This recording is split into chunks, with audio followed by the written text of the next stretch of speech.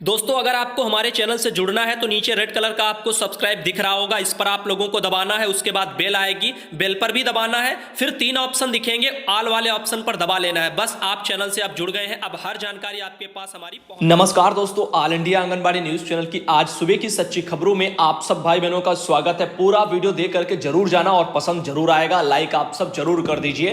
तो हम जानकारियों की तरफ बढ़ रहे हैं, आप सब सब्सक्राइब करके बेल दबा लेना। यदि आप चैनल पर पहली बार आए हो और सब्सक्राइब नहीं किया है तो आप लोगों को सब्सक्राइब करना है। आप लोगों को बता दें, एक जानकारी आई है, मैं सवाल भी करना चाहूंगा।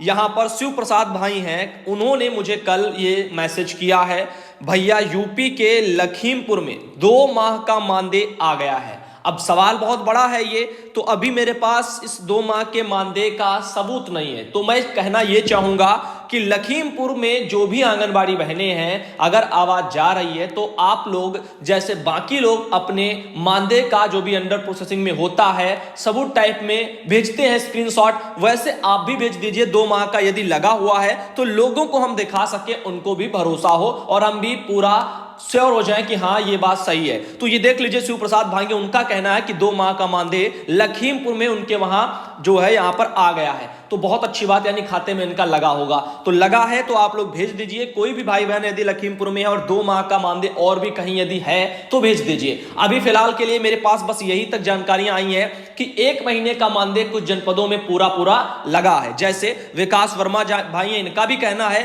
कि सुल्तानपुर में भी 4500 प्लस 1000 रुपया अंडर प्रोसेसिंग में आ गया है। सुमन वर्मा बहन है, आप देख लीजिए। तो ये हम बताना चाहेंगे। उन्नाव में भी आपको दिखाया था, कुछ जगह है जहां पर पूरा 1 महीने का मानदेय लग गया है। कुछ जगह है जहां पर केवल 1-1 हजार ही आए हैं और कुछ ऐसी भी जगह है, उत्तर प्रदेश में ही बात कर रहा हूं, वहां पर 1000 भी नहीं आए हैं। तो ये सब अनियमितताएं हैं। आगे आपको बता दें, ये देखिए कुछ लोग ये जो कह रहे हैं, अभी मैं फिर लास्ट बार आपको बता रहा हूं, जो ये सोच रहे हैं कि ये मानदेय नहीं, ये बीएलओ का है। तो हम भाई कैसे बताएं, मैंने कल ही आपको समझा दिया है और फिर भी यदि आप ना माने तो ये फिर आपकी वो कही जाएगी ना, वो हट एक तरह का होता है, जैसे बाल हट बोला जाता है, ऐसे आपका भी कोई ना कोई हट है। ये देख लीजिए, लिखा है, भैया जी मैं कभी बीएलओ में वर्क नहीं किए, ऑलरेडी आंगनबाड़ी हैं। तो ये हमारी बहन है सुनीता बहन। अब इनके द्वारा खुद ही सच्चाई बता दी गई है कि भाई ये बीएलओ का पैसा नहीं है और आज तक ना ही हम जो है बीएलओ में कभी काम किए। तो जब बहन हमारी बीएलओ में काम ही नहीं किए और इनका भी 1000 रुपया अंडर प्रोसेसिंग में है, तो हम कैसे कह दें कि ये बीएलओ का पैसा है? ठीक है, तो सुनीता बहन के द्वारा भी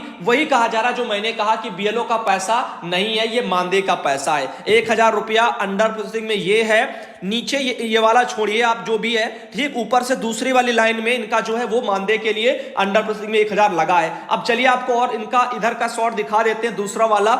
इसमें साफ लिखा है आईसीडीएस स्कीम। ये आप देख लीजिए, यहां पर साफ लिखा होता है भाई कहां से पैसा आ रहा है, स्कीम कहां से क्या, तो ये सब देख लीजिए। जो पैसा होता है उसके साइड में, उस साइड में पैसा होता है और इस साइड में जो आपके लिए सब लिखा होता है। तो अपना देख लो भाई किस चीज का है, क्यों आप टेंशन लेते हो? यहां पर सब जब आईसीडीएस लिखा है तो कैसे आप कह सकते हो कि बीएलओ का है? तो यहां पर आपने सच्चाई देखी। अब और भी बहनें हैं, जैसे इन्होंने कहा है कि सुधांशु भैया मेरा भी जो है 1000 जो है यहां पर रुपया अंडर प्रोसेसिंग में आ गया है, लेकिन ये 3000 रुपया जो है वो मुख्यमंत्री कन्या सुमंगला योजना का है, अभी तक अंडर प्रोसेसिंग में लगा हुआ। देखिए ये बहन है पढ़ी लिखी समझदार और इन्होंने बता दिया कि मेरा 1000 तो मानदेय का लगा है, बाकी 3000 जो है वो कन्या सुमंगला योजना का लगा है। तो इसमें दिक्कत वाली बात ही नहीं है। ये पहली बात बहन, जब क्लियर होगा तो आपका हो जाएगा। जैसे इनका ये देख लीजिए, 1000 रुपया अंडर प्रोसेसिंग में ये अभी का है, 3000 रुपया इनका पहले का है, ये इनका है कन्या सुमंगला योजना का। इन्होंने इसके लिए ये पूरा भेजा भी है साइड में। ये आप चाहो तो अपना थोड़ा ज्ञान नॉलेज आप लोग बढ़ा लीजिए, कैसे चेक किया जाता है। देखो यहां पर एजेंसी नेम लिखा होता है, यानी कहां से आया है, स्कीम नेम में भी लिखा होता है। तो इनका ऊपर वाला जो मुख्यमंत्री कन्या सुमंगला योजना पड़ा हुआ है, जो इनका 3000 है,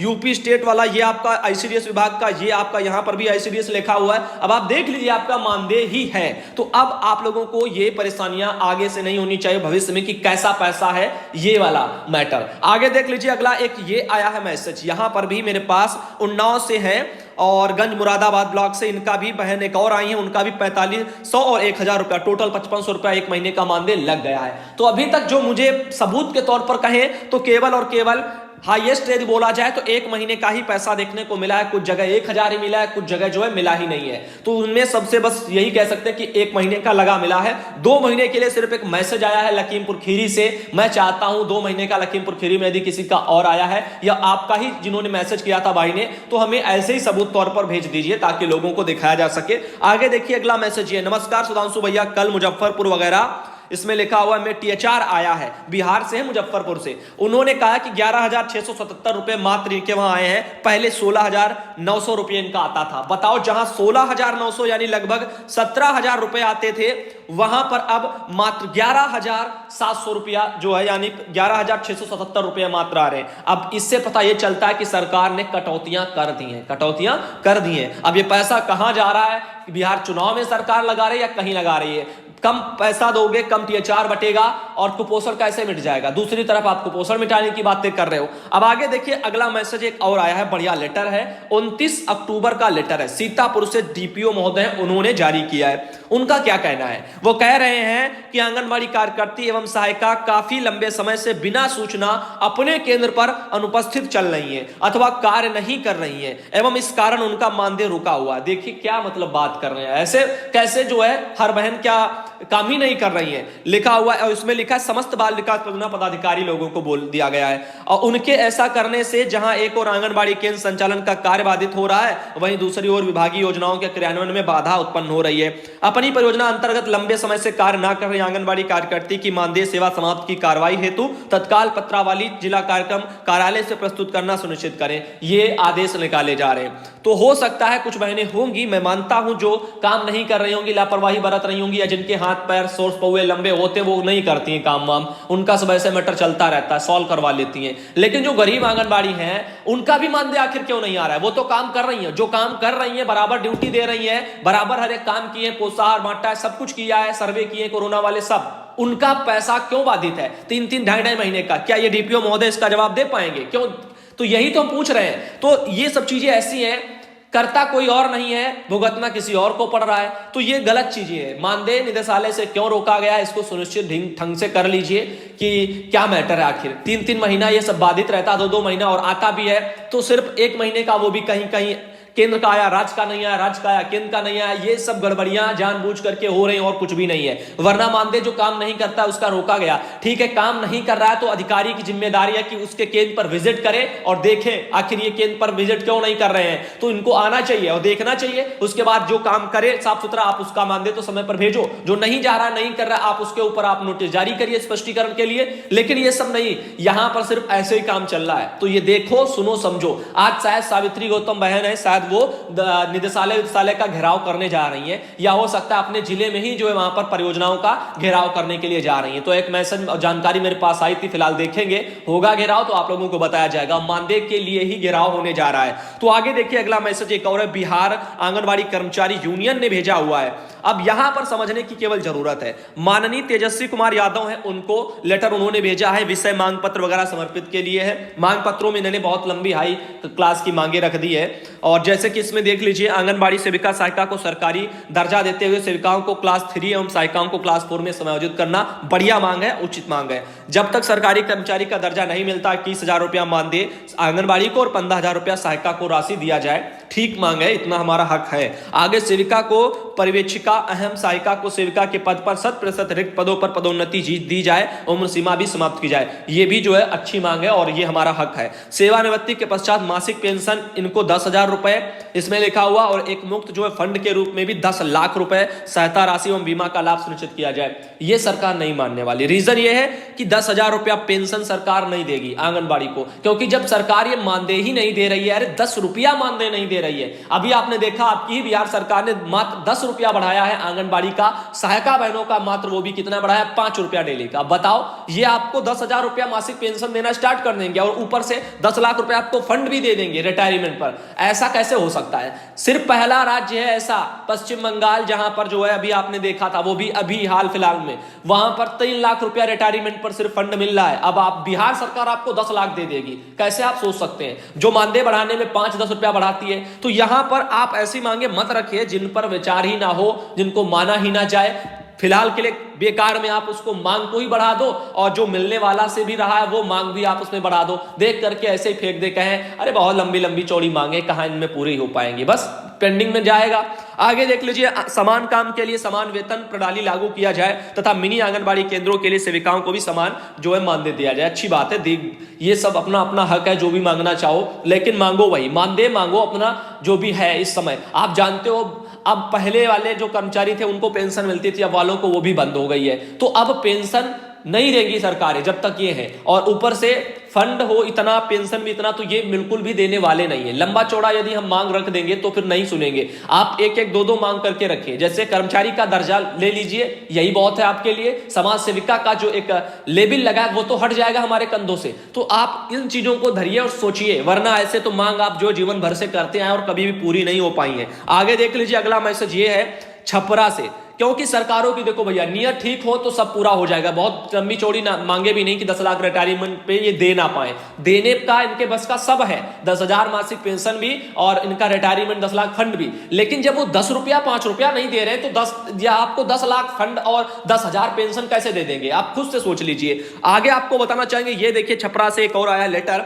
इसमें आंगनबाड़ी सेविका सह उप रजिस्ट्रार जन्म और मृत्यु की सूची, खाता नंबर एवं IFSC कोड सहित उपलब्ध कराने के संबंध में जानकारी मांगी जा रही है। आप यहां पर देख लीजिए, छपरा से, सारण वगैरह जिला है। इसमें बता दें, आंगनबाड़ी सेविका हेतु अपने क्षेत्र में उप रजिस्ट्रार जन्म और मृत्यु घोषित है तथा उनके द्वारा निबंध का कार्य किया जा रहा है। निबंध कार्य हेतु इन्हें प्रति निबंध 20 रुपया मात्र की दर से मानदेय का प्रावधान भी है। अतः अनुरोध है कि परियोजनावार आंगनबाड़ी सेविका सह उप रजिस्ट्रार जन्म और मृत्यु की सूची, सेंटर कोड, खाता संख्या, IFSC कोड और पेमेंट जो है पे ID उपलब्ध कराने की कृपा की जाए ताकि उनकी भुगतान की अग्रेतर कार्रवाई की जाए। तो आप लोगों के लिए 20 रुपया के हिसाब से पैसा वैसा कुछ बात कर रहे हैं, आपका यही उप रजिस्ट्रार जन्म मृत्यु वाला जो भी काम होगा उसी के संबंध में।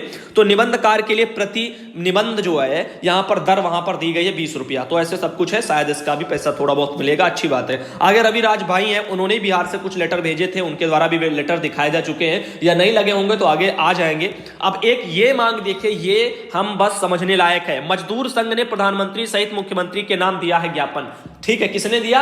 मजदूर संघ ने। आंगनबाड़ी का कहीं पर नाम है यहां पर? ठीक है, चलो आगे चलते हैं। इसमें लिखा दैनिक फौलादी कलम जो है टीकमगढ़ 30 अक्टूबर 2020 को छपी है, मध्य प्रदेश से भाई हैं, उन्होंने मुझे भेजा था। अब यहां पर देखिए, भारतीय मजदूर संघ द्वारा बीते 28/10/2020 को शाम 4:30 बजे प्रधानमंत्री नरेंद्र मोदी, भारत सरकार एवं मुख्यमंत्री शिवराज सिंह चौहान, मध्य प्रदेश शासन भोपाल के नाम ज्ञापन दिया गया है, जिसमें लिखा है ज्ञापन में श्रम कानूनों के में जो है किए जा रहे बदलाव। किसमें? श्रम कानूनों में किए जा रहे बदलाव एवं विभिन्न क्षेत्रों में किए जा रहे निजीकरण। ठीक है, कि बाहर जो आप देख रहे हो निजीकरण हो रहा है तमाम विभागों का, उसके लिए तथा अन्य श्रमिक समस्याओं के विरोध में राष्ट्रीय आह्वान पर प्रदर्शन कर ज्ञापन संयुक्त कलेक्टर को सौंपा गया है। उक्त कार्यक्रम में राघवेंद्र सिंह राजपूत अध्यक्ष भारतीय मजदूर संघ, परमलाल रैकवार एवं पुष्पेंद्र सक्सेना अध्यक्ष।